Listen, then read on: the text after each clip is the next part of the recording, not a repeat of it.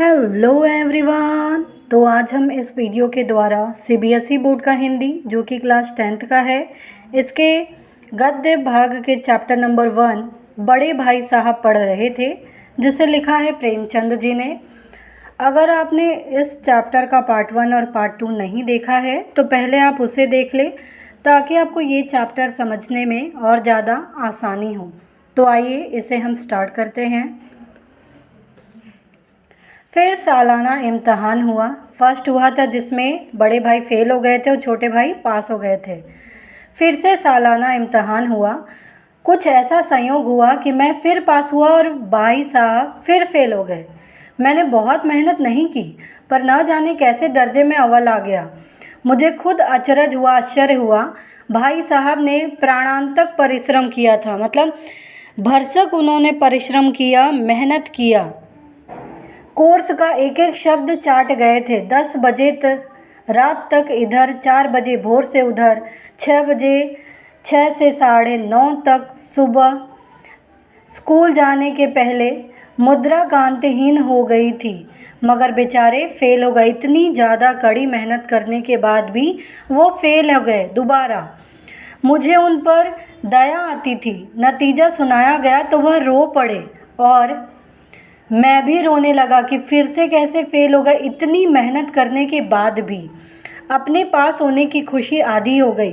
मैं भी फेल हो गया होता तो भाई साहब को इतना दुख ना होता, लेकिन विधि की बात कौन टाले कि जो सच है, जो हो गया है, उसको कौन टाल सकता है। मैं और भाई साहब के बीच में अब केवल 1 दर्जे का अंतर और रह गया। मेरे मन में एक कुटिल भावना उदय हुई कि कहीं भाई साहब 1 साल और फेल हो जाएं तो मैं उनके बराबर हो जाऊं। अब मन में ये बात आ गई छोटे भाई की कि 1 साल और फेल हो जाएंगे तो मेरे साथ में ही हो जाएंगे। फिर वह किस आधार पर मेरी फजीहत कर सकेंगे, किस प्रकार से उनकी बेइज्जती कर सकेंगे। लेकिन मैंने इस विचार को दिल से बलपूर्वक निकाल डाला कि नहीं, ऐसा नहीं होना चाहिए। आखिर वह मुझे मेरे हित के विचार से ही तो डांटते हैं।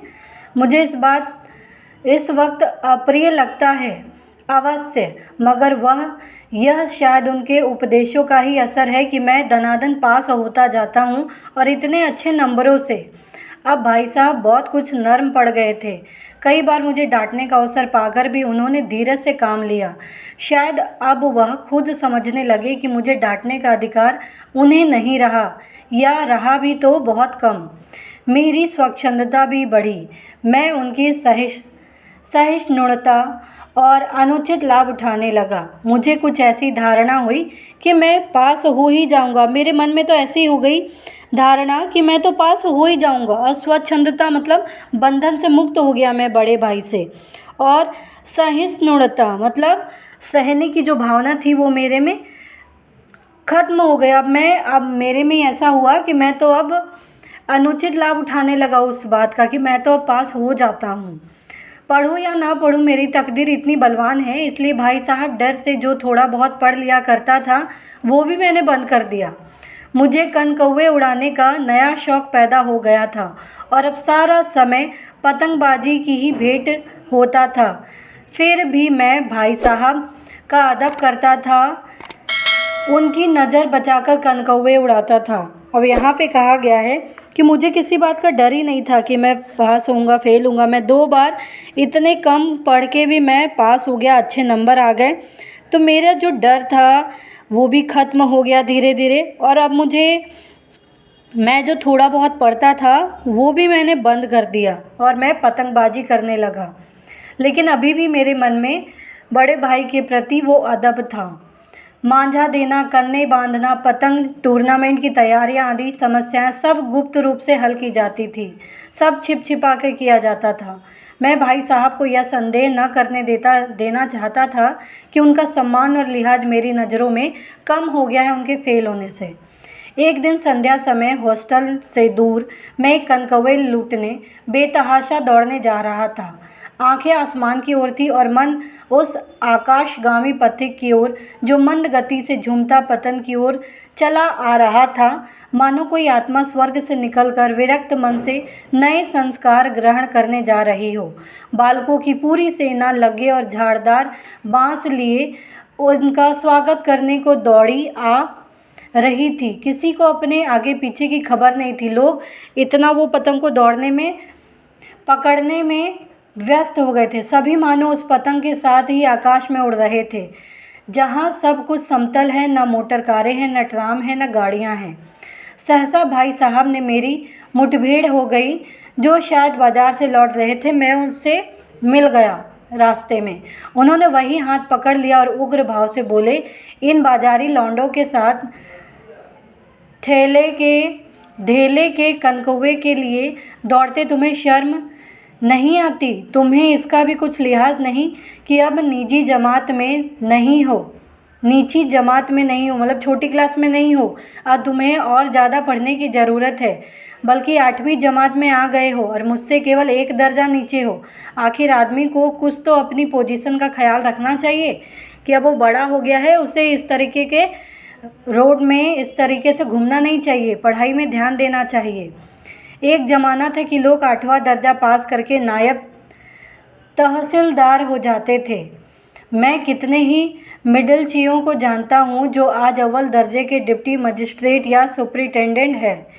कितने ही 8वीं जमात वाले हमारे लीडर और समाचार पत्रों के संपादक हैं। बड़े बड़े विद्वान उनकी मातहती में काम करते हैं, उनके अंडर में काम करते हैं। ये सारे जितने भी लोग हैं उनके बारे में यहाँ बताया गया है। अधीन, मातहती यानी अधीन। तुम उसी 8वें दर्जे में आकर बाजारी लौंडों के साथ कानकौवे के लिए दौड़ रहे हो। मुझे तुम्हारी इस कम अक्ली पर दुख होता है। तुम जहीन हो, इसमें शक नहीं। यानी यहाँ कहा गया है कि तुम जहीन हो, तुम प्रतिभावान हो, तुम अच्छा कर सकते हो, इसमें कोई शक नहीं है। लेकिन वह जहन किस काम का जो हमारे आत्मगौरव की हत्या कर डाले।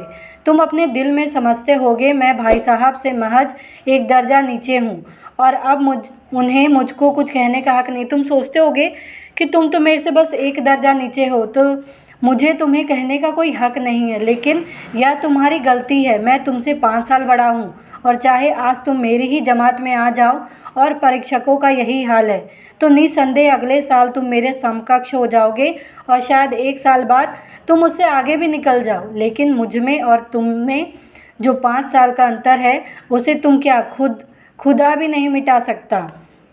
मैं तुमसे 5 साल बड़ा हूँ और हमेशा रहूँगा।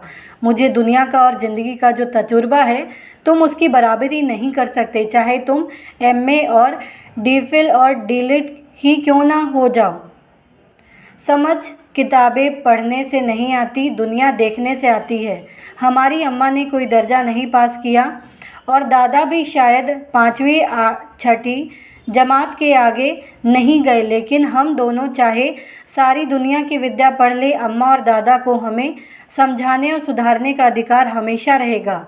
केवल इसलिए नहीं कि वे हमारे जन्मदाता हैं, बल्कि इसलिए कि इन्हें दुनिया का हमसे ज़्यादा तजुर्बा है और हमेशा रहेगा, क्योंकि उन्होंने हमसे ज़्यादा एक्सपीरियंस किया है लाइफ को। अमेरिका में किस तरह की राज व्यवस्था है और 8वें हेनरी ने कितने ब्याह किए और आकाश में कितने नक्षत्र हैं, यह बातें चाहे उन्हें न मालूम हो, लेकिन हजारों ऐसी बातें हैं जिनका ज्ञान उन्हें हमसे बहुत ज़्यादा है। दैव न करे आज मैं बीमार हो जाऊं तो तुम्हारे हाथ पांव फूल जाएंगे। दादा को तार देने के सिवा तुम्हें और कुछ न सूझेगा, लेकिन तुम्हारी जगह दादा हो तो किसी को तार न दे, न घबराए, न बदहवास हो। पहले खुद मर्ज पहचान कर इलाज करेंगे, उसमें सफल न हुए तो किसी डॉक्टर को बुलाएंगे। बीमारी तो खैर बड़ी चीज़ है, हम तुम तो इतना भी नहीं जानते कि महीने भर का खर्च महीना भर कैसे चले, ये हम सब कुछ जानते ही नहीं हैं। जो कुछ दादा भेजते हैं उसे हम 20-22 तक खर्च कर डालते हैं, फिर पैसे पैसे को मोहताज हो जाते हैं। नाश्ता बंद हो जाता है, धोबी और नाई से मुंह चुराने लगते हैं। लेकिन जितना आज हम और तुम खर्च कर रहे हैं, उसके आधे में दादा ने अपनी उम्र का बड़ा भाग इज्जत और नेकनामी के साथ निभाया है और कुटुंब का पालन किया, अपना परिवार का देखरेख किया है। इतनी मेहनत की है उन्होंने।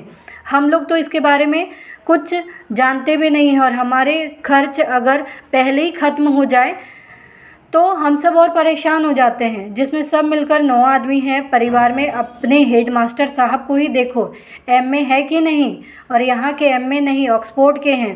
1000 रुपये पाते हैं, लेकिन उनके घर का इंतज़ाम कौन करता है? उनकी बूढ़ी माँ। हेडमास्टर साहब की डिग्री यहाँ बेकार हो गई।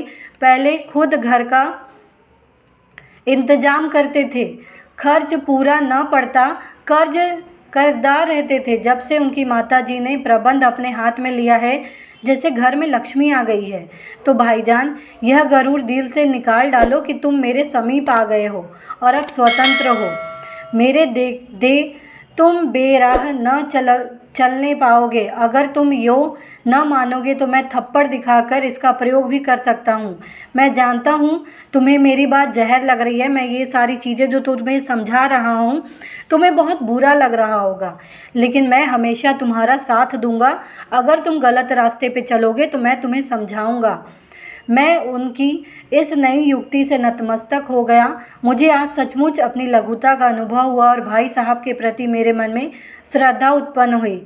मैंने सजल आंखों से कहा, हरगिज नहीं, आप जो कुछ फरमा रहे हैं वह बिल्कुल सच है और आपको उसके कहने का अधिकार भी है, क्योंकि आप मेरा इतना देखभाल करते हैं, मेरे लिए इस तरीके से चिंतित होते हैं। तो मैं कितना भी बड़ा हो जाऊं, आपसे हमेशा मैं छोटा रहूँगा।